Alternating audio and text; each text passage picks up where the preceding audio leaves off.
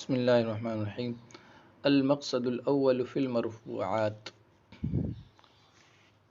پہلا مقصد مرفوعات کے بیان میں۔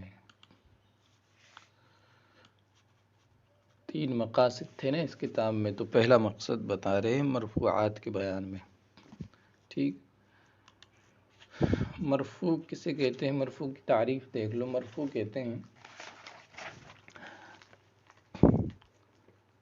وہ اسم جو علامت فاعلیت پر ہو، جو فاعلیت کی علامت پر ہو، اس کو کہتے ہیں مرفوع، یعنی جس کے اندر فاعلیت کی علامت پائی جائے۔ فاعلیت کی کتنی علامتیں ہیں؟ 3 ہوتی ہیں۔ ایک تو ہوتی ہے رفع اور الف اور واو، یہ فاعلیت کی علامت ہے۔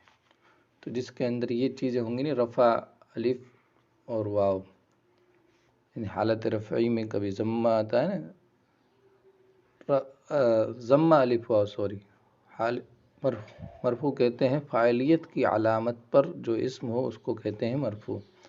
فاعلیت کی فاعلیت کی علامت کیا ہے؟ 3، ضمہ، الف، واو۔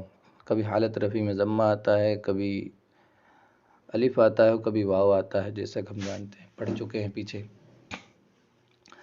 اور مرفوع یعنی کوئی عامل ہو، رفع دینے والا عامل ہوگا تو مرفوع ہوگا۔ وہ کون کون سے اسم مرفوع ہوں گے وہ آگے آ رہے ہیں۔ کوئی بھی رفع دینے والے عامل آئیں گے تو یہ اسم آ جائیں، ان میں سے جو یہ آگے آ رہے ہیں 8 اسم، تو مرفوع ہوگا۔ ٹھیک ہے، اور پھر رفع دینے عوامل کی بحث بعد میں آئے گی، کتاب میں بھی آ جائے گی۔ ٹھیک، بہرحال دیکھو، الاسماء المرفوعۃ 8 اقسام، اسماء مرفوعہ 8 قسم پر ہیں۔ الفاعل ومفعول ما لم يسمى فاعله، والمبتدا والخبر، وخبر ان واخواتها، واسم كان واخواتها، واسم ما ولا المشبهتين بليس، وخبر للتی لنفی الجنس۔ یہ 8 ہو گئے۔ ٹھیک ہے، پہلا فاعل، سب کی تعریفیں آگے آ رہی ہیں۔ فاعل مفعول ما لم یسمى فاعل، جس کو نائب فاعل کہا جاتا ہے۔ فاعل مرفوع ہوتا ہے، نائب فاعل مرفوع ہوتا ہے، مبتدا خبر دونوں مرفوع ہوتے ہیں۔ انا اور اس کے اخوات کی خبر، یعنی انا کی جو مثل ہیں ان کی خبر، انا، انا کا، انا لئی طلاق انا۔ اسم کانا و اخواتها، کانا، سارا، ذلہ وغیرہ، ان کا اسم جو ہوگا وہ بھی کیا ہوگا؟ مرفوع ہوگا۔ ما ولا مشابہ لیسا جو ہوتے ہیں ان کا اسم بھی کیا ہے؟ مرفوع ہوتا ہے۔ اور لا نفی جنس کی خبر مرفوع ہوتی ہے۔ تو یہ 8 ہو گئے مرفوع۔ تو ان میں سے کوئی بھی چیز ہوگی، فاعل ہوگا تو ہم سمجھ جائیں گے کہ اس کو رفع پڑھنا ہے، مرفوع پڑھنا ہے اس کو، ہے نا۔ اب مرفوع پڑھنے کی کیا ہے؟ کبھی ضمہ ہوگا، کبھی الف ہوگا، کبھی واو ہوگا، یہ صورتیں ہیں مرفوع پڑھنے کی، تو ان میں سے ایک دے دیا جائے گا۔ اور وہ پھر کس طرح سے، کہاں ضمہ ہوگا، کہاں الف، کہاں واو، یہ سب پیچھے آ چکا ہے اعراب کی بحث میں۔ مبتدا خبر سمجھ گئے؟ اب جہاں بھی یہ چیزیں مل جائیں، ہمیں پتہ چل جائے جس کے بارے میں کہ یہ فاعل ہے تو فوراً مرفوع پڑھ دینا ہے اس کو۔ پتہ چل جائے نائب فاعل ہے، فوراً مرفوع پڑھنا ہے اس کو۔ مبتدا خبر ہے، مرفوع پڑھنا ہے۔ ٹھیک ہے، انا اور اس کے اخوات کی خبر مرفوع پڑھنا ہے۔ اسم کانا، اسم مال المشبہتان بلیسا، اور اسی طرح خبر لا نفی جنس کی خبر۔ اچھا، آگے دیکھتے ہیں۔ فصل، پہلی فصل کس بارے میں ہے؟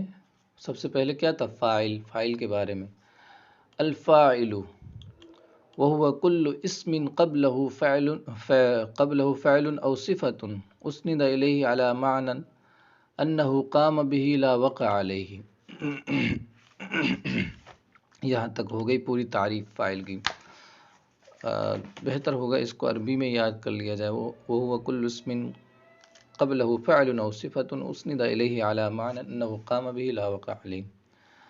چند چیزیں ہیں فاعل کے اندر۔ پہلا کہ فاعل اسم ہوگا، دوسری چیز اس اسم سے پہلے کوئی فعل یا شبہ فعل ہوگا۔ شبہ فعل کیا ہوتا ہے؟ اس میں فاعل اسم مفعول، اسی طرح صفت مشبہ اینڈ اسم تفضیل اور مبالغے کے صیغے، ٹھیک ہے، تو یہ صفت کے صیغے کہلاتے ہیں، ٹھیک، جن کو شبہ فعل یا صفت کا صیغہ دونوں کہہ سکتے ہیں۔ تو پہلا اسم ہوگا اور ان سے پہلے یہ چیزیں ہوں گی۔ اسم مفعول جو ہوتا ہے وہ فاعل نہیں چاہتا، وہ نائب فاعل چاہتا ہے، اچھا سمجھ رہے، فاعل سے پہلے تو یا تو فعل ہوگا، کوئی بھی فعل اب چاہے متعدی ہو، فعل لازم ہو، کوئی بھی فعل ہوگا اس سے پہلے، اسم سے پہلے، ٹھیک ہے۔ فاعل کون، ایک اسم ہو اور اس سے پہلے فعل یا شبہ فعل، شبہ فعل میں سے مفعول نہیں ہوگا، مفعول کے لیے تو نائب فاعل چاہیے ہوتا ہے نا، کیونکہ وہ مجہول سے بنتا ہے، تو اس میں اسم فاعل ہوگا اس سے پہلے، یا اسم تفضیل، صفت مشبہ وغیرہ، ٹھیک ہے۔ اسم مفعول کے علاوہ جتنے بھی صفت کے صیغے ہیں وہ فاعل چاہیں گے۔ وَهُوَ كُلُّ اسم قبله فاعل او صفت اسند الیہ علی معنی، پھر دو چیزیں ہو گئی، ایک تو اسم اور اس سے پہلے فعل یا شبہ فعل، اور وہ فعل اور شبہ فعل یا شبہ فعل اس اسم کی طرف مسند ہوں گے، یعنی مسند اور مسند الیہ دو چیز ہوتی ہے نا، مسند الیہ جس کی طرف اسناد کی جاتی ہے، مسند جس کی اسناد کی جاتی ہے، تو اسم کی طرف اسناد کی جائے گی اس فعل یا شبہ فعل کی، ٹھیک ہے، یعنی اس کو ثابت کیا جائے گا، اس کے لیے کہہ لو، اور وہ اس کے ساتھ قائم ہوگا، واقع نہیں ہوگا، یعنی وہ فعل اور یا شبہ فعل اس اسم کے ساتھ کیا ہے، قائم ہوں گے، اس پر واقع نہیں ہوں گے، ٹھیک ہے۔ اب ترجمہ دیکھ لیں، چار چیزیں چاہیے فاعل کے لیے، سب سے پہلے اسم، اس سے پہلے فعل یا شبہ فعل، اور فعل اور شبہ فعل کی اسناد اس کی طرف ہونی چاہیے، یعنی وہ مسند ہونے چاہیے، فعل اور شبہ فعل اس کی طرف، اور اس پر واقع ہو، نہیں اس پر قائم ہو، اس کے ساتھ قائم ہو، اس پر واقع نہ ہو، ٹھیک، واقع ہو جائے گا تو پھر وہ مفعول یا نائب فاعل وغیرہ ہو جاتا ہے، سمجھ گیا آپ۔ دیکھو اب ترجمہ، وَهُوَ كُلُّ اسم قبلہ فعل او صفت، ہر وہ اسم جس سے پہلے فعل یا صفت کا صیغہ ہو، اسند الیہ علی معنی، اور اس کی اسناد اس کی طرف کی گئی ہو اس طور پر، اس طرح، انہ قام بہ لا وقع علیہ، اس طرح کہ اس کے ساتھ وہ قائم ہو، اس پر واقع نہ ہو۔ دیکھو اب سب کی مثال یہاں دے رکھی ہے، 3 مثالیں دی ہیں، نحو قام زید وزید ضارب ابوہ عمرا وما ضرب زید عمرا۔ قام زید، دیکھو زید اسم ہے، اس سے پہلے فعل ہے، ٹھیک، فعل کی اسناد اس کی طرف کی گئی ہے، یعنی فعل کو اس کے ساتھ قائم ہے اور اس کے ساتھ وہ فعل قائم ہے، ٹھیک ہے نا۔ اور یہ فعل لازم کی مثال دے دی۔ فعل دو طرح کا ہوتا ہے، لازم اور متعدی۔ لازم کا مطلب کیا ہوتا ہے کہ جو صرف فاعل کا تقاضا کرے، اس کو کہتے ہیں لازم، یا جو صرف فاعل کو چاہے تقاضا کرے، ہے نا۔ اور متعدی جو فاعل کے ساتھ مفعول کا بھی تقاضا کرے۔ تو آگے متعدی کی مثال دے دی اس میں، قام زید، یہ فعل لازم کی مثال دے دی، وزید ضارب ابوہ عمرا، یہ صفت کے صیغے کی مثال دے دی، اس میں فاعل ہے، زید مبتدا، ضارب اس میں فاعل، پھر ابوہ مضاف مضاف الیہ مل کر اس کے لیے فاعل ہو جائے گا۔ تو اب دیکھو، ابوہ اسم ہے، اس سے پہلے صفت کا صیغہ ہے اور اس کی طرف اسناد کی گئی، یعنی یہ مسند ہے، ضارب اس کے لیے، ٹھیک ہے، اور اس کے ساتھ یہ اس کے ساتھ قائم بھی ہے، واقع نہیں ہے۔ اسی طرح وما ضرب زید عمر، تو یہ فاعل کی تعریف ہے، ہر ایسا اسم جس سے پہلے فعل یا صفت کا صیغہ ہو اور اس کی طرف اس کی اسناد کی گئی ہو، اس پر اس کے ساتھ قائم ہو، اس پر واقع نہ ہو۔ آگے دیکھتے ہیں۔ اچھا اب دیکھو، فاعل جو ہوتا ہے نا، وہ دو طرح کی، دو قسمیں ہوتی ہیں فاعل کی، یہاں تک دیکھیں گے ہم، پہلے سمجھ لو اس کو، فاعل کی دو قسمیں ہوتی ہے، فاعل مظہر کہتے ہیں اس کو، ٹھیک، اس میں ظاہر جو ہوتا ہے فاعل، یا تو اس میں ظاہر ہوگا یا اس میں ضمیر ہوگی، سمجھ گئے، اس میں ظاہر کسے کہتے ہیں، ضمیر سے پہچان لو کہ جو ضمیر نہیں ہوں گی نا وہ اس میں فاعل ہوگا، ضمیر کے مقابلے میں اس میں ظاہر کو بولا جاتا ہے، ٹھیک، ضمیر ضمیر کیا ہوتی ہیں؟ جو اپنے غائب یا متکلم مخاطب کی طرف جن سے اشارہ کیا جاتا ہے اس کو ضمیر کہتے ہیں، جو دلالت کرتی ہیں غائب، متکلم یا مخاطب پر، تو یہ ضمیریں ہوتی ہیں۔ ضمیر آگے بھی آ جائیں گے اور پہلے بھی پڑھ چکے ہوں گے ضمیریں۔ تو ضمیروں کے مقابلے میں اس میں ظاہر ہوتا ہے، ٹھیک۔ ضمیر نہ ہوگی تو وہ کیا ہے؟ اسم جو اسم ضمیر نہیں ہوں گے وہ اس میں ظاہر ہوگا، بس یہ سمجھ لو، ٹھیک ہے، اس کا الٹا۔ تو جو اس میں ظاہر اگر فاعل ہوگا تو اس کو کہیں گے فاعل مظہر، ٹھیک۔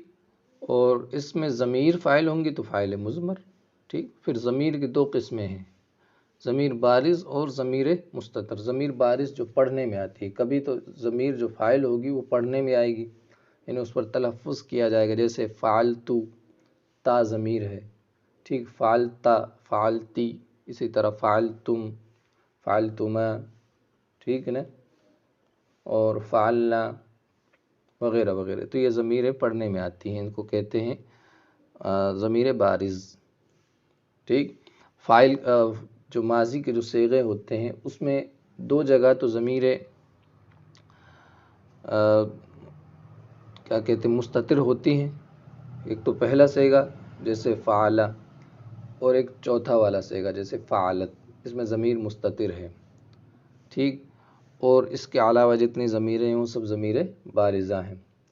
مضارع میں 5 صیغوں میں ضمیر کیا ہے؟ مستتر ہوتی ہیں، اور 5 کے علاوہ جتنے صیغے ان میں ضمیر بارز ہوتی ہیں۔ ان میں سے بھی جیسے یضربو پہلا صیغہ، تضربو یعنی وہی چوتھا صیغہ واحد مؤنث غائب کا، اس میں ہی ضمیر رہے گی۔ اسی طرح تضربو واحد مذکر حاضر کا، اس میں انت ضمیر رہے گی۔ اور اضربو، نضربو، اس میں اضربو میں انا اور نضربو میں نحن ضمیر۔ اس کے علاوہ جتنے صیغے ہیں ان میں ضمیر بارز ہی ہوتی ہے، یعنی تلفظ کیا جاتا ہے، جیسے یضربو جیسے یفعلو سے دیکھ لو، یفعلو، یفعلانی الف ہے، یفعلون واو ہے، پھر اسے تفعلانی میں الف ضمیر، تفعلنا میں نون ضمیر، ٹھیک۔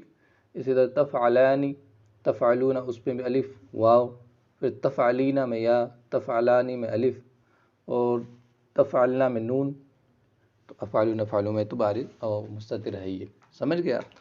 تو یہ فاعل بھی ہوتی ہیں، جو ضمیر فعل کے ساتھ جڑی ہوئی ہوتی ہیں نا وہی فاعل ہوتی ہیں، سمجھ گئے۔ جیسے فعلا، یہ الف جو ضمیر ہے یہی فاعل ہے، فعلو یہی فاعل ہے، واو فاعل ہے، سمجھ گئے۔ فعلتا پھر وہ الف فاعل ہو گیا، فعلنا نون فاعل ہو گیا۔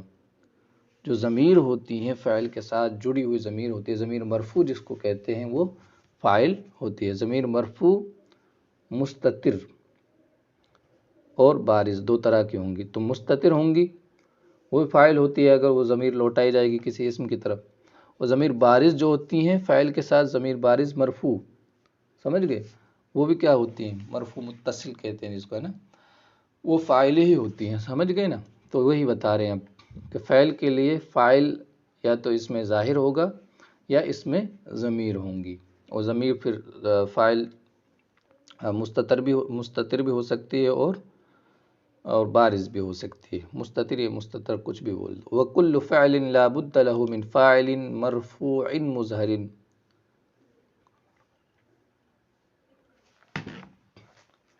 سمجھ گئے، اور او مضمر بارز او مستتر، یہاں تک ہے نا، مثالیں ہم دیکھ لیں گے۔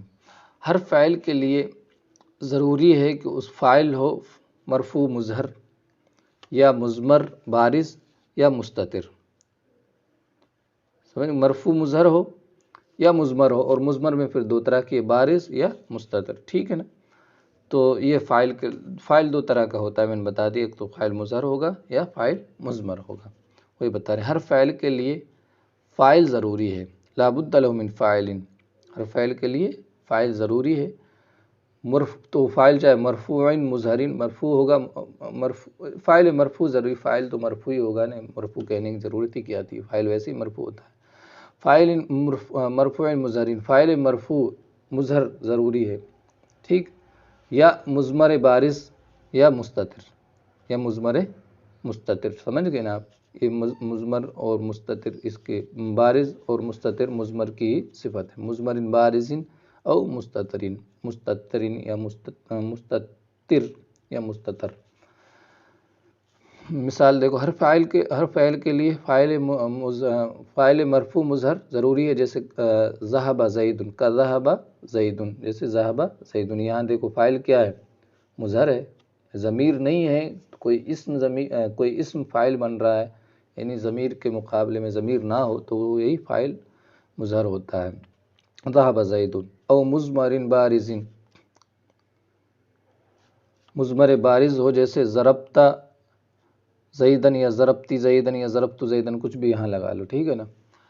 اور اس کے علاوہ ضمیر بارز بہت ساری آتی ہیں، ٹھیک، جیسے میں نے ابھی بتایا آپ کو، ضربا اس میں الف ہے، ضربو میں واو ہے، وغیرہ وغیرہ۔ او مستترین یا مستتر ہو، جیسے ذہب زید، زید ذہب، ذہب میں ہوا ضمیر کیا ہے؟ فاعل ہے اور وہ مستتر ہے، یعنی پوشیدہ ہے، پڑھنے میں نہیں آتی ہے۔ آگے دیکھو، ان کان الفعل متعدیا کان له مفعول به ایضا نحو ضرب زید عمرا۔ اور اگر فعل متعدی ہو، متعدی بھی بتایا تھا ہم نے، جو فاعل کے ساتھ مفعول کا بھی تقاضا کرے اس کو متعدی کہتے ہیں، اور جو صرف فاعل پر پورا ہو جائے اس کو لازم کہتے ہیں۔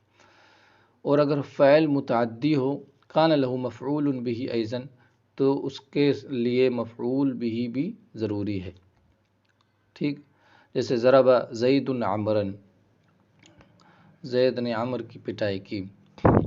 اردو میں تو اس کی اچھی سی مثال نے پڑھی تھی کہیں، اردو میں متعدی کی مثال نے آتی ہے، نے، جیسے ضرب اس نے مارا ہے نا، اکل اس نے کھایا، اب دیکھو کچھ نہ کچھ تو کھایا ہوگا، اس نے کھایا، ٹھیک ہے۔ اسی طرح شرب یشرب، اس نے پیا، کچھ تو پیا ہوگا نا، شریب اللبن، اس نے دودھ پیا وغیرہ۔ اور نے نہیں آتا ہے تو وہ لازم ہوتا ہے، اردو میں تو اس طرح پہچان ہو جاتی ہے، جیسے ذہبہ وہ گیا، اس میں نے نہیں آئے گا نا، اس نے گیا نہیں کہیں گے، وہ گیا، ٹھیک ہے۔ اس طرح جو بھی اس طرح اس سے پہچانا جا سکتا ہے اردو میں۔ عربی میں کوئی ایسی پہچان نہیں ہے، وہ پتہ چل جاتا ہے کہ ہاں جس کے لیے فاعل چاہیے، مفعول بھی چاہیے ہوتا ہے، وہ کیا ہے؟ متعدی ہوگا۔ بہرحال وَإِن كَانَ الْفَاعِلُ مُظْهَرًا، اب اوپر آ گئے کہ فاعل دو طرح کا ہوتا ہے، مظہر یا مضمر۔ اب دونوں کے الگ الگ قوانین بیان کیے جا رہے ہیں کہ جب فاعل مظہر ہوگا تو کیا حکم ہے، فاعل مضمر ہوگا تو کیا حکم ہے۔ پہلی بات تو دھیان رکھو کہ فاعل مظہر صرف دو صیغوں میں ہوتا ہے، جیسا کہ میں نے ابھی بتایا، ماضی کے صرف دو صیغوں میں ہوتا ہے فاعل مظہر، مضارع کے میں بھی دو صیغوں میں ہی ہوتا ہے فاعل مظہر، ماضی کے اور مضارع کے دو صیغوں میں صرف فاعل مظہر ہوتا ہے۔ پہلا صیغہ یعنی واحد مذکر غائب اور واحد مؤنث غائب، ان میں فاعل مظہر ہوتا ہے۔ اس کے علاوہ ہو سکتا ہے نا، فاعل مظہر بھی ہو سکتا ہے ان میں، اور مضمر بھی ہو سکتا ہے، اگر کسی کی طرف ضمیر کو لوٹا رہے ہیں، اس سے پہلے کوئی مبتدا وغیرہ ہے، سمجھ گئے نا آپ، تو پھر کیا ہے، فاعل ضمیر بھی ہو سکتی ہے۔ اور فاعل اس میں ظاہر صرف دو صیغوں میں ہوگا، واحد مذکر غائب اور واحد مؤنث غائب، جیسے فعل اور فعلت۔ اسی طرح مضارع کے بھی دونوں یہی صیغے، یفعلوا اور تفعلوا، سمجھ گئے، یہ ان دو صیغوں میں فاعل مظہر ہو سکتا ہے۔ اس کے علاوہ جتنے صیغے ہیں مضارع کے یا ماضی کے، ان میں فاعل اس میں فاعل ضمیر ہی ہوتی ہے، ٹھیک ہے۔ اب ماضی کے تو جتنے صیغے ان کے علاوہ اس میں تو ضمیر بارز ہی ہوتی ہیں، جیسے ابھی میں نے بتایا فعلا الف، فعلو واو، فعلتا الف، تو جتنے بھی آپ اینڈ تک چلے جائیں، ان دو صیغوں کے علاوہ فاعل ضمیر ہوگی اور بارز ہوگی۔ مضارع میں اور جو تین صیغے ہیں ان دو کے علاوہ، واحد مذکر غائب اور واحد مؤنث غائب کے علاوہ جو تین صیغے کیا بچے؟ واحد مذکر حاضر، جیسے تفعلوا، اس میں انت ضمیر ہے لیکن وہ مستتر ہے، ٹھیک، وہ بارز نہیں ہے۔ اور اسی طرح واحد متکلم اور جمع متکلم، افعلوا نفعلوا، اس میں بھی ضمیر کیا ہے؟ مستتر ہے، ٹھیک ہے، جیسے انا ضمیر ہے اور اس میں جمع میں نحن ضمیر ہے، سمجھ گئے آپ۔ اس کے علاوہ جو صیغے ہیں، 5 صیغے مضارع کے، یا 5 سیغے ان میں ضمیر بارز ہوں گی اور وہ سب فاعل بنیں گی، ٹھیک ہے نا؟ تو کہنے کا کیا مطلب ہے، پورا خلاصہ یہ ہے کہ فاعل اس میں ظاہر صرف 2 سیغوں میں آئے گا، مضارع کے ہو چاہے ماضی کے ہو، ماضی کے 2 سیغوں میں آئے گا، وہی واحد مذکر غائب واحد مؤنث غائب، اسی طرح مضارع کے 2 سیغوں میں فاعل آئے گا اس میں ظاہر۔ اس کے علاوہ جتنے بھی ہوں گے وہ فاعل پہلے سے ہی موجود ہوتا ہے ان میں، فاعل کہیں تلاش کرنے کی ضرورت نہیں، اس کے علاوہ سیغے آئیں گے تو ان 2 کے علاوہ سیغے آئیں گے، تو باہر کہیں تلاش کرنے کی ضرورت نہیں ہے۔ باہر تلاش کرنے کی ضرورت ہوگی فعل کے صیغوں میں، صرف 2 صیغوں میں، واحد مذکر غائب اور واحد مؤنث غائب میں، سمجھ گیا آپ؟ اب دیکھ لو، وَإِنْ كَانَ الْفَاعِلُ مُظْهَرًا، جب فاعل مظہر ہو، مظہر کس میں ہوگا؟ صرف 2 صیغوں میں، پہلے ہی بتا چکا ہوں، وُحِدَ الْفَعْلُ أَبَدًا، فعل ہمیشہ واحد ہی لایا جائے گا، بھئی واحد کا ہی صیغہ ہوگا فعل، جب فاعل اس میں پہلے ہی بتایا نا میں نے کہ فاعل اس میں ظاہر جب ہوگا تو صرف واحد کے صیغے آئیں گے، بھئی مذکر ہوگا فاعل، یعنی فاعل مظہر مذکر ہوگا، چاہے واحد ہو چاہے تثنیہ ہو چاہے جمع ہو، تو وہ فعل کا پہلا صیغہ لے آئیں گے واحد مذکر غائب، اور فاعل مؤنث ہوگا تو مؤنث کا پہلا صیغہ لے آئیں گے واحد مؤنث غائب، سمجھ گئے آپ؟ تو یہ بتا رہے ہیں وَإِنْ كَانَ الْفَاعِلُ مُظْهَرًا، اور فاعل مظہر ہو، وحد الفعل ابداً، فعل ہمیشہ واحد ہی ہوگا، یعنی واحد مذکر غائب یا واحد مؤنث غائب۔ جیسے نحو، جیسے ضرب زید، فاعل کیا اس میں ظاہر ہے، وضرب الزیدان، فاعل کیا اس میں ظاہر ہے تو واحد کا ہی صیغہ لا رہے ہیں، وضرب الزیدون، زیدون جمع ہے تو واحد کا ہی، یعنی فاعل چاہے واحد ہو چاہے تثنیہ ہو چاہے جمع ہو اور ہو اس میں ظاہر فاعل، تو فعل کا پہلا صیغہ لائیں گے، مذکر ہوگا تو فعل کا پہلا واحد مذکر غائب آئے گا، اس کے علاوہ مؤنث ہوگا تو پھر مؤنث کا صیغہ لے آئیں گے، مؤنث کے بارے میں آگے بتا رہے ہیں۔ وَإِنْ كَانَ مُضْمَرًا، وَإِنْ كَانَ، مؤنث کو بھی یہی سمجھ لو، مؤنث ہو تو پھر کیا ہے، تب بھی کیا ہے مؤنث کا صیغہ لے آئیں گے، چاہے واحد ہو چاہے تثنیہ ہو چاہے جمع ہو، مؤنث واحد مؤنث غائب کا صیغہ لے آئیں گے، ٹھیک ہے۔ وَإِنْ كَانَ مُضْمَرًا وُحِدَ لِلْوَاحِدِ، نحو زید ضرب، وثنی للمثنى، اور تثنیہ ابھی دیکھ الزیدان ضربا، وجمع للجمع، نحو الزیدون، الزیدون ضربوا، اور اگر فاعل اس میں مضمر ہو، مضمر ہو فاعل، تو واحد کے لیے واحد لائیں گے، جیسے زید ضربا، تثنیہ کے لیے تثنیہ، جیسے الزیدان ضربا، اور جمع للجمع، اور جمع کے لیے جمع لایا جائے گا، جیسے الزیدون ضربوا، یعنی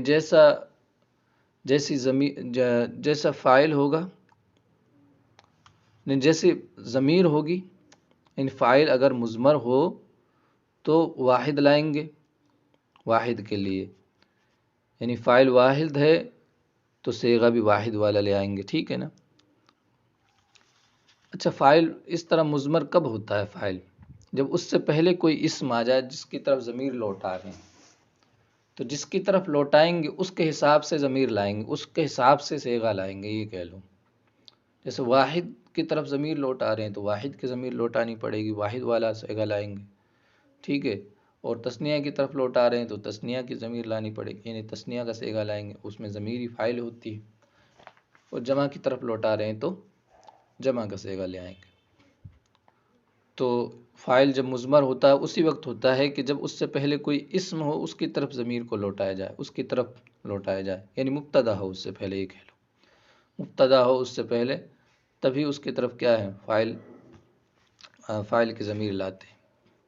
جیسے یہاں دیکھو زید ضربا، زید مبتدا اور پھر اس کی طرف فعل آیا، اس میں فعل میں ضمیر لوٹائی ہوا وہ زید کی طرف، ٹھیک، الزیدانی تثنیہ کا صیغہ لیا، بہرحال اگر فاعل اس میں مضمر ہوگی تو جیسا فاعل ہوگا ایسے ہی صیغہ لائیں گے، ٹھیک ہے نا؟ وحید للواحد، واحد کے لیے واحد، تثنیہ کے لیے تثنیہ لایا جائے گا، اور جمع کے لیے جمع لایا جائے گا۔ آگے دیکھو، یہ تو تھا مذکر کے بارے میں، اب مؤنث ہو تو کیا، وہ دیکھ لو۔ وَإِنْ كَانَ الْفَاعِلُ مُؤَنَّثًا حَقِيقِيًّا، مؤنث حقیقی کسے کہتے ہیں، وہاں کی تعریف کو دیا، وَهُوَ مَا بِإِزَائِهِ ذکر من الحیوان، انس الفعل ابدا وان لم تفصل بین الفعل والفاعل نحو قامت ہند. یہاں تک دیکھو، پہلے یہیں تک ہے بات. اور اگر فاعل مؤنث حقیقی ہو، مؤنث فاعل دو طرح کے ہوتے ہیں، مؤنث دو طرح کے ہوتے ہیں، مؤنث حقیقی اور مؤنث غیر حقیقی کہہ لو، اور کیا کہیں گے اس کو، مؤنث سماعی. ٹھیک ہے، مؤنث حقیقی اور مؤنث سماعی، اسی غیر حقیقی کہہ لو. مؤنث حقیقی کیا ہے کہ جس مؤنث کے مقابلے میں کوئی مذکر حیوان ہو، مذکر ہو جس کے مقابلے میں، اور وہ مذکر کیا ہو، حیوان ہو. سمجھ گئے، یعنی جاندار مذکر جس کے مقابلے میں ہو، جیسے مرد کے، عورت کے مقابلے میں مرد آ جاتا ہے، اونٹنی کے مقابلے میں اونٹ، یعنی حیوان، جاندار حیوان. ٹھیک ہے، اس کو کہتے ہیں مؤنث حقیقی. تو اب بتا رہے ہیں وہ یہی تعریف، وہ ہوا ما بإزائہ ذکر من الحیوان. اور مؤنث حقیقی وہ ہے کہ جس کے مقابلے میں، بإزائہ معنی مقابلے، اس کے مقابلے میں مذکر ہو حیوان سے، یعنی حیوان مذکر ہو، یہ کہہ لو. ٹھیک ہے نا. تو مؤنث حقیقی ہو تو کیا حکم ہے یہ بتا رہا. وَإِنْ كَانَ الْفَاعِلُ مُؤَنَّثًا حَقِيقِيًّا، یہاں دیکھو اب، اُنِّثَ الْفِعْلُ أَبَدًا. اور اگر فاعل مؤنث حقیقی ہو تو فعل ہمیشہ مؤنث ہوگا. کب؟ إِن لَمْ تَفْصِلْ بَيْنَ الْفِعْلِ وَالْفَاعِلِ، اگر فعل اور فاعل کے درمیان کوئی فاصلہ نہ ہو. ٹھیک ہے نا، تب ہوگا، تب یہ حکم ہے. یعنی فعل اور فاعل کے درمیان کوئی دوسرا اسم نہیں آ رہا ہے، کوئی جدائیگی نہیں آ رہی ہے، تب تو فعل کو ہمیشہ کیا ہے، مؤنث لایا جائے گا. دیکھو، وَإِنْ كَانَ الْفَاعِلُ مُؤَنَّثًا حَقِيقِيًّا، اور اگر فاعل مؤنث حقیقی ہو تو فعل کو ہمیشہ اُنِّثَ الْفَعْلُ أَبَدًا، فعل کو مؤنث لایا جائے گا اگر فاعل و فاعل کے درمیان کوئی فاصلہ نہ ہو. جیسے قامت ہندن، سمجھ گئے، قامت ہندن کیا ہے، مؤنث حقیقی ہے، ایک عورت کا نام ہے، عورت کے مقابلے میں مرد ہوتا ہے. ٹھیک، تو یہ حکم سمجھ گئے نا. فاعل اگر مؤنث حقیقی ہو تو فعل کو ہمیشہ مؤنث ہی لے جائے گا. اور یہ مؤنث حقیقی کی تعریف بیچ میں آ گئی. اور وہ مؤنث حقیقی وہ ہے جس کے مقابلے میں حیوان مذکر ہو. فعل کو ہمیشہ مؤنث لایا جائے گا جب فاعل اور فاعل کے درمیان کوئی فاصلہ نہ ہو. ان فصلتا، فاصلہ نہ، ویسے ترجمہ تو ہوگا ان لم تفصل بین الفاعل والفاعل، اگر آپ فاصلہ نہ کریں فعل اور فاعل کے درمیان. ٹھیک، وَإِن فصلتا، اور اگر آپ فاصلہ کریں، ان کے درمیان کوئی دوسرا لے آئیں، کوئی دوسرا اسم ہو، فَلَكَ الْخِيَارُ فِي التَّذْكِيرِ وَالتَّأْنِيثِ، تو مذکر و مؤنث لانے میں آپ کو اختیار ہے. یعنی فعل کو مذکر بھی لایا جا سکتا ہے، مؤنث بھی لایا جا سکتا ہے. مثال دیکھو، نحو ضرب الیوم ہند وان شئت قلت ضربت الیوم ہند. دیکھو، فعل اور فاعل کے درمیان فاصلہ آ گیا. الیوم یہ فعل ہے اور وہ فاعل ہے ہندن، تو الیوم فاصلہ آ گیا. تو اب فعل کو مذکر بھی لایا جا سکتا ہے، مؤنث بھی لایا جا سکتا ہے. سمجھ گئے. وَكَذَلِكَ فِي الْمُؤَنَّثِ الْغَيْرِ الْحَقِيقِ، اور یہی حکم، اور ایسے ہی مؤنث غیر حقیقی کے بارے میں، یعنی یہی حکم مؤنث غیر حقیقی کے بارے میں. کون سا حکم؟ یعنی مؤنث غیر حقیقی کے لیے مذکر بھی لا سکتے ہیں فعل کو، اور مؤنث بھی لا سکتے ہیں، چاہے ان کے درمیان فاصلہ نہ ہو تب بھی. یہ تو فاصلہ ہوگا تب تو اوپر مؤنث غیر حقیقی کے ساتھ بھی لا سکتے ہیں فعل اور فعل کو، مذکر بھی مؤنث بھی. مؤنث غیر حقیقی میں فاصلہ نہ ہونا تب بھی کیا ہے، فعل کو مذکر بھی لا سکتے ہیں اور مؤنث بھی لا سکتے ہیں. سمجھ گئے. مؤنث غیر حقیقی کسے کہتے ہیں؟ جس کے مقابلے میں کوئی حیوان مذکر نہ ہو، اس کو مؤنث غیر حقیقی کہتے ہیں. سمجھ گئے آپ. جیسے اب دیکھو، طلعت الشمس، شمس مؤنث ہے، مؤنث سماعی جس کو کہا جاتا ہے، مؤنث جن کو سنا گیا ہے. سمجھ گئے نا. جیسے طلعت الشمس وان شئت قلت طلع الشمس، اور اگر چاہیں تو آپ طلع الشمس بھی کہہ سکتے ہیں. طلعت الشمس، سورج طلوع ہوا، اور طلع الشمس مذکر مؤنث دونوں طرح سے لایا جا سکتا ہے. تو اس کو سمجھ گیا. وَكَذَلِكَ فِي الْمُؤَنَّثِ الْغَيْرِ الْحَقِيقِ، یہی حکم مؤنث غیر حقیقی، یعنی فعل کے لانے میں فعل کے مذکر اور مؤنث لانے میں مؤنث غیر حقیقی کا وہی حکم ہے جو مؤنث حقیقی کا اس وقت ہے جب اس کے درمیان میں کوئی فاصلہ آ جائے، یعنی فعل کو مؤنث اور مذکر دونوں لا سکتے ہیں۔ اب اور آگے دیکھیں، ھذا اذا کان الفعل مسندا الی المظہر، یہ اس وقت ہے کہ جب فعل مسند ہو مظہر کی طرف، یعنی فاعل جب اس میں ظاہر ہونا اس وقت یہ حکم ہے۔ مسند ہو مظہر کی طرف کیا مطلب کہ فاعل جب اس میں ظاہر ہو تب کی بات ہے۔ وَإِن كَانَ مُسْنَدًا إِلَى الْمُضْمَرِ، اور اگر فاعل مسند ہو مضمر کی طرف، یعنی فاعل اس میں ضمیر ہو تو انس ابداً، ہمیشہ مؤنث لائیں گے فعل کو، جیسے الشمس طلعت، سمجھ گئے؟ اب الشمس طلع نہیں لا سکتے کیونکہ فاعل کیا ہے، اب ضمیر لائی جا رہی ہے، سمجھ گئے ہوں گے اس کو۔ تو یہ کیا بتا رہے ہیں، جب کہ فعل مسند ہو مظہر کی طرف تب یہ حکم ہے، اور اگر مسند ہو مضمر کی طرف، یعنی فعل مسند ہو مضمر کی طرف تب یہ حکم نہیں ہے، تب تو ہمیشہ کیا ہے، انس ابداً، فعل کو مؤنث ہی لایا جائے گا، الشمس طلعت، سمجھ گیا؟ آگے دیکھ لو۔ اچھا، مؤنث غیر حقیقی کا کیا حکم ہی بتایا کہ اس کے لیے فاعل کو مذکر بھی لا سکتے ہیں، مؤنث بھی لا سکتے ہیں اس وقت جب کہ فاعل اس میں ظاہر ہو، فاعل مضمر ہو، مظہر ہو، سمجھ گیا؟ فاعل جب مظہر ہو تو اور مؤنث غیر حقیقی ہو تو فاعل کو مؤنث بھی لا سکتے ہیں، مذکر بھی لا سکتے ہیں۔ اب وہی بتا رہے ہیں، نیچے دیکھو، وجمع التکسیر کالمؤنث الغیر الحقیقی، اور جمع تکسیر مؤنث غیر حقیقی کی طرح ہے، یعنی جو مؤنث غیر حقیقی کا حکم تھا فعل کے بارے میں کہ مذکر بھی مؤنث بھی لا سکتے ہیں، اسی طرح جمع تکسیر جب فاعل ہوگا نا اور وہ اس میں ظاہر ہوگا، سمجھ گیا؟ تو اس میں ضمیر میں بھی لا سکتے ہیں، آگے آ رہا ہے خود بھی۔ اور جمع تکسیر کا بھی یہی حکم ہے کہ اس کے لیے مؤنث بھی لا سکتے ہیں اور مذکر بھی لا سکتے ہیں، ٹھیک؟ جمع تکسیر کسے کہتے ہیں؟ جس کی واحد کا وزن سلامت نہ رہے، واحد کی بنا جس کی سلامت نہ رہے اس کو جمع تکسیر کہتے ہیں، جیسے رجل سے رجال، کتاب سے کتب وغیرہ وغیرہ، ٹھیک ہے؟ تو جس کی واحد کی وزن سلامت نہ رہتا ہے اس کو جمع تکسیر کہتے ہیں، سمجھ گیا؟ تو اس کا بھی وہی مؤنث غیر حقیقی والا حکم ہے، یعنی فعل کو مؤنث بھی لا سکتے ہیں، مذکر بھی لا سکتے ہیں۔ دیکھو، تقول قام الرجال وإن شئت قلت قامت الرجال، اگر آپ چاہیں تو قامت الرجال بھی کہہ سکتے ہیں اور قام الرجال بھی کہہ سکتے ہیں، ٹھیک ہے؟ ترجمہ دیکھ لو، جمع تکسیر مؤنث غیر حقیقی کی طرح ہے، آپ کہتے ہیں قام الرجال، اور اگر آپ چاہیں تو کہہ سکتے ہیں قامت الرجال، والرجال قامت، اور والرجال قامت بھی کہہ سکتے ہیں، جیسے وہاں الشمس طلعت کہا تھا۔ وَيَجُوزُ فِيهِ الرِّجَالُ قَامُوا، اور اس میں الرِّجَالُ قَامُوا بھی جائز ہے، سمجھ گئے آپ؟ یعنی اس میں فعل کو مذکر کے صیغہ بھی لا سکتے ہیں جب فاعل ضمیر ہو، اور جب مذکر کا صیغہ لائیں گے تو ظاہر سی بات ہے جمع کا صیغہ لائیں گے، کیونکہ جمع کی طرف لوٹا رہے ہیں، الرجال قاموا، الرجال قامت، دونوں طرح لا سکتے ہیں، ٹھیک ہے؟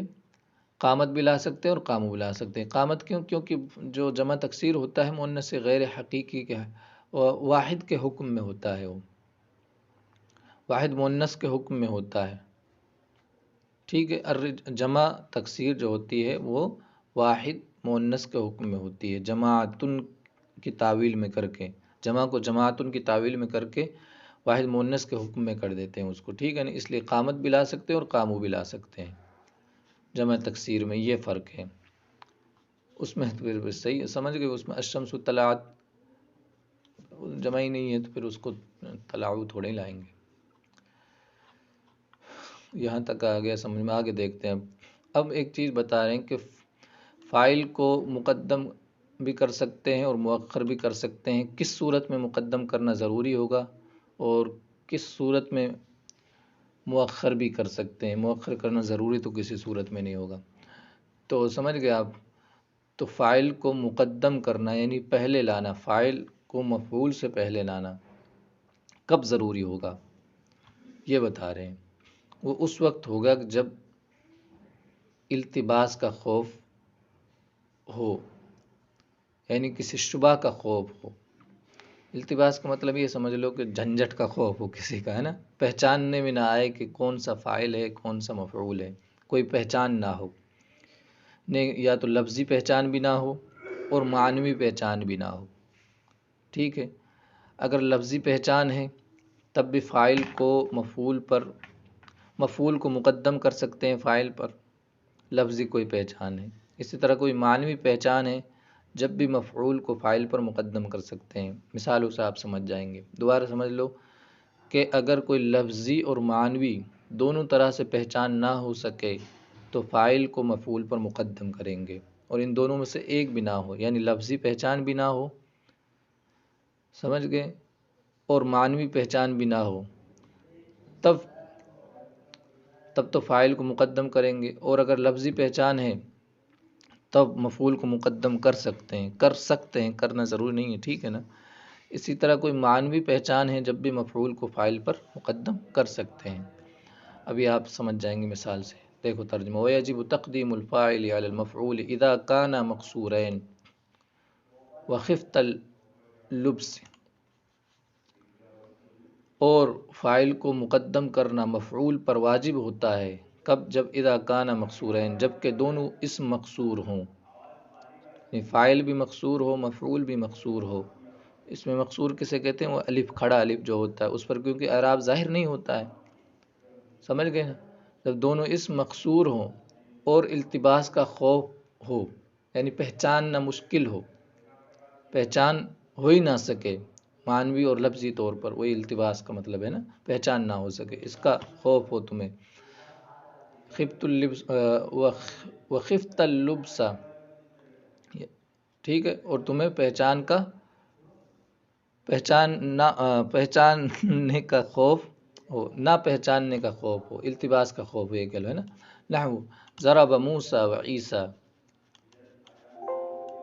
جیسے یہ مثال دیکھو، دونوں اس میں مقصور ہے، اس میں مقصور کھڑا الف جو ہوتا ہے، اس میں مقصور کے مقابلے میں آتا ہے اس میں ممدودہ، الف مقصورہ کے مقابلے میں الف ممدودہ آتا ہے، تو الف مقصورہ جس پر ہوتا ہے، جس پر اس کو کہتے ہیں اس میں مقصور، یعنی کھڑا الف یا سیدھا ایک الف جو ہوتا ہے، وہ الف کے بعد حمزہ نہ ہو تو اس کو کہتے ہیں الف مقصورہ۔ بہرحال التباس کا خوف ہو، جیسے ضرب موسیٰ وعیسیٰ، اب دونوں اس میں مقصور ہیں اور کوئی معنوی پہچان بھی نہیں ہے، نہ کوئی لفظی پہچان، تو اس میں مقصورت ہو ہی نہیں سکتی ہے، ٹھیک ہے۔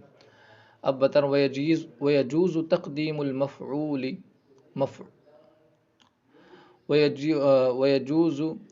الْمَفْعُولِ عَلَى الْفَاعِلِ إِن لَّمْ تَخَفْ اللَّبْسَ یا اللُّبْسَ، وَإِن لَّمْ تَخَفِ اللُّبْسَ، نحو أَكَلَ الْكُمَثَّرَ يَحْيَىٰ وَضَرَبَ عَمْرًا زَيْدٌ۔ دیکھو اس میں اکل الکمثرہ یحییٰ ہے تو دونوں اس میں مقصور، ٹھیک ہے، کمثرہ اور یحییٰ دونوں اس میں مقصور ہے، لیکن ایک معنوی پہچان ہے۔ کمثرہ کا معنی ہوتا ہے وہ کیا کہتے ہیں اس کو، کھانے کی چیز ہوتی ہے کمثرہ، ارے وہ پھل ہوتا ہے نا، ارے امرود، کمثرہ کا معنی کیا ہے؟ امرود۔ تو یحییٰ نے امرود کو کھایا، اب یہاں معنوی پہچان ہے کہ کیونکہ کھائی جانے والی چیز اس میں آ گئی، یحییٰ کو تو کھایا نہیں جا سکتا، امرود کو ہی کھایا جا سکتا ہے، تو اس لیے اس مفعول کو مقدم کرنا جائز ہوگا، مقدم کر سکتے ہیں، کیونکہ پہچان ہے، کھانے والی چیز امرود ہی ہے، یحییٰ ہی کھائے گا، ظاہر سی بات ہے، اس میں آسانی سے پہچان ہوگی کہ کھانے والا یحییٰ ہے اور جس کو کھایا جائے گا وہ کمثرہ ہے، ٹھیک ہے۔ اسی طرح اس میں لفظی پہچان ہے، وَضَرَبَ عَمْرًا زَيْدٌ، لفظاً منصوب ہے، ٹھیک ہے، تو اس میں لفظی پہچان ہوگی تو اس کو بھی مقدم کر سکتے ہیں۔ جہاں پہچاننا مشکل ہو تو وہاں مقدم کرنا فاعل کو ضروری ہوگا، اور جہاں پہچاننا مشکل نہ ہو، آسانی سے پہچانا جا سکتا ہے، تو وہاں کیا ہے، مفعول کو مقدم کرنا جائز ہوتا ہے فاعل پر، ٹھیک ہے نا۔ دوبارہ دیکھ لو، وَيَجِبُ تَقْدِيمُ الْفَاعِلِ عَلَى الْمَفْعُولِ إِذَا كَانَ مَقْصُورًا، جب دونوں مقصور ہو تو فاعل کو مقدم کرنا مفعول پر واجب ہوتا ہے، اور تمہیں التباس کا خوف ہو، جیسے ضرب موسیٰ وعیسیٰ، اور اگر مفعول اور جائز ہوتا ہے مفعول کو مقدم کرنا فاعل پر جب التباس کا خوف نہ ہو، جیسے اکل لکم السرائح وضرب عمرا زید۔ کتنا ٹائم ہوا بھائی؟ 45۔ ويجوز حذف الفعل حيث كانت قرينة،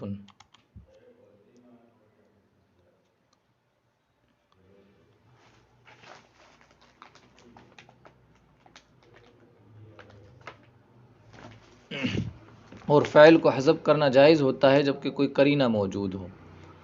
قرینے کا کیا مطلب؟ یعنی کوئی چیز اس چیز پر دلالت کر رہی ہو، کسی یعنی جو الفاظ بولے جا رہے ہیں، جو جملہ بولا جا رہا ہے، اس سے پتہ چل جائے کہ ہاں یہاں فاعل کو حذف کر سکتے ہیں۔ سمجھ گئے آپ؟ اس قرینے کی یہاں تعریف دے رکھی ہے فارسی والے میں کہ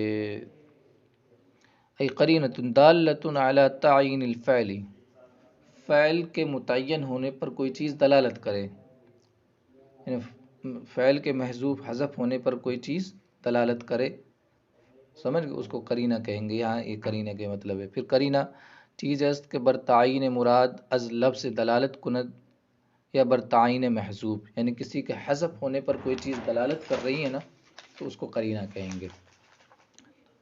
ٹھیک، تو وہ بتا رہے کوئی قرینہ موجود ہو، یعنی الفاظ سے پتہ چل جائے کہ فعل کو یہاں حذف کر سکتے ہیں، تو وہاں فعل کو حذف کرنا جائز ہوتا ہے۔ جیسے ہم اردو میں بہت سارے فعل کو نہیں بولتے ہیں، جیسے کہتے ہیں یہ کس نے کھایا، تو ہم نام لے دیتے ہیں ڈائریکٹ کہ اس نے کھایا، زید نے، زید۔ جیسے کس نے مارا، تو کہیں گے زید۔ دیکھو زید نے مارا یہ کہنے کی ضرورت نہیں ہے، کیونکہ سوال ہی قرینہ ہے، سوال میں پتہ چل رہا ہے، سوال کو دوبارہ جو سوال میں پوچھ لیا اس کو دوبارہ کہنے کی ضرورت نہیں ہے، سمجھ گئے نا؟ تو یہی چیز اس میں بتا رہا ہے۔ وَيَجُوزُ حَذْفُ الْفَعْلِ حَيْثُ كَانَتْ قَرِينَةٌ، اور فعل کو حذف کرنا اس وقت جائز ہوتا ہے جب کوئی قرینہ موجود ہو، یعنی پتہ چل رہا ہو، جیسے نحو زید فی جواب من قال من ضرب، یعنی اس شخص کے جواب میں زید کہنا جس نے کہا ہو من ضرب، یعنی جس نے کہا من ضرب کس نے مارا، تو اس کے جواب میں زید کہنا، صرف زید کہہ سکتے ہیں، ضرب زید کہنے کی ضرورت نہیں ہے، زید ضرب کہنے کی ضرورت نہیں ہے، ٹھیک ہے نا؟ تو یہ کہہ رہے ہیں کہ اس شخص کے جواب میں نحو زید فی جواب من قال، اس شخص کے جواب میں جس نے کہا من ضرب، جس نے من ضرب کہا، اس شخص کے جواب میں زید کہنا، تو یہاں پتہ چل رہا ہے قرینہ موجود ہے فعل کو حذف کرنے کا، ٹھیک ہے نا؟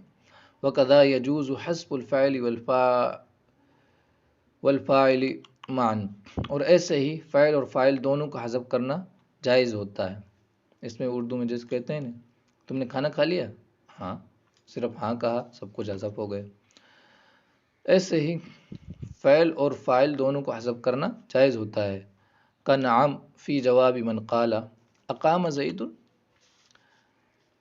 اس شخص کے جواب میں نام کہنا جس نے کہا ہو اقام زید، کیا زید کھڑا ہے، تو اس شخص کے جواب میں کیا کہیں گے؟ نام، یعنی یہ کہنے کی ضرورت، نام قام زید، یہ پورا کہنے کی ضرورت نہیں ہے، نام کہہ کر کام چل جائے گا۔ تو فاعل اور فاعل دونوں کو حذف کر دیا، سمجھ گیا؟ اچھا، یہ تو ہو گئی کہ فاعل کو حذف کر سکتے ہیں، اسی طرح فاعل اور فاعل دونوں کو حذف کر سکتے ہیں ایک ساتھ میں، لیکن صرف فاعل کو حذف نہیں کر سکتے، صرف فاعل کو، فاعل اور فاعل دونوں کو ایک ساتھ تو حذف کر سکتے ہیں، صرف فاعل کو حذف نہیں کر سکتے، یعنی فاعل کو ذکر کیا جائے اور فاعل کو حذف کر دیا جائے، ایسا نہیں ہو سکتا ہے، یعنی فاعل کے لیے تو فاعل ضروری ہے۔ پیچھے آ گیا نا لا بد، کیا تھی عبارت، لا بد من الفاعل، کہاں چلا گیا وہ، لا بد له من فاعل وكل فاعل لا بد له من فاعل، پیچھے آگے ہر فاعل کے لیے فاعل ضروری ہے، تو ایسا نہیں ہو سکتا کہ فاعل ہو اور فاعل نہ ہو، ایسا تو ہو ہی نہیں سکتا، سمجھ گئے آپ؟ یہ صورتیں ہیں کہ فاعل کو حذف کیا جا سکتا ہے اور فاعل اور فاعل دونوں کو ایک ساتھ حذف کیا جا، صرف فاعل کو حذف نہیں کیا جا سکتا۔ بس بات ختم ہو گئی، بس لاسٹ رہ گئی۔ وقد يحذف الفاعل ويقام المفعول ہاں یہ تو پھر وہ فائل کو حذف کرنے کے بعد اس کے جگہ پہ کوئی قائم مقام لائے، وہ تو نائب فائل ہو گئے۔ بہرحال وقد يحذف الفاعل ويقام المفعول مقامه اذ كان الفعل مجهولا، اور کبھی فاعل کو حذف کر دیا جاتا ہے اور اس کی جگہ پر مفعول کو قائم کر دیا جاتا ہے، یعنی مفعول کو اس کی جگہ پر لے آتے ہیں، تو ایسے تو کر سکتے ہیں۔ وہی نائب فاعل کے بارے میں اذا كان الفعل مجهولا، جب فعل مجہول ہو، یعنی فعل مجہول ہو تو فاعل کو حذف کر کے کیا کرتے ہیں، نائب فاعل کو لے آتے ہیں، مفعول کو لے آتے ہیں، اس کو مفعول ما لم یسمى فاعلہ کہتے ہیں، اسی کے بارے میں بتا رہے ہیں۔ وقد يحذف الفاعل ويقام المفعول مقامه اذا كان الفعل مجهولا، اور فاعل کو حذف کر دیا جاتا ہے اور کبھی فاعل کو حذف کر دیا جاتا ہے اور مفعول کو اس کی جگہ پر لے آتے ہیں جب کہ فعل مجہول ہو۔ فعل مجہول ہو تو فاعل نہیں آتا، اس کی جگہ پر مفعول آ جاتا ہے، اسی کو مفعول ما لم یسمى فاعلہ کہتے ہیں۔ نحو ضرب زید، جیسے ضرب زید ہے نا، وہو القسم الثانی من المرفوعات، اور وہ مرفوعات کی دوسری قسم سے ہے۔ تو یہاں تک بات ہوگی فاعل کے بارے میں، پوری بات ہوگی، بس پوری تو نہیں ہوئی، تھوڑے سے یہ رہ رہے ہیں تنازع و فعلان، اس کو پڑھیں گے انشاءاللہ۔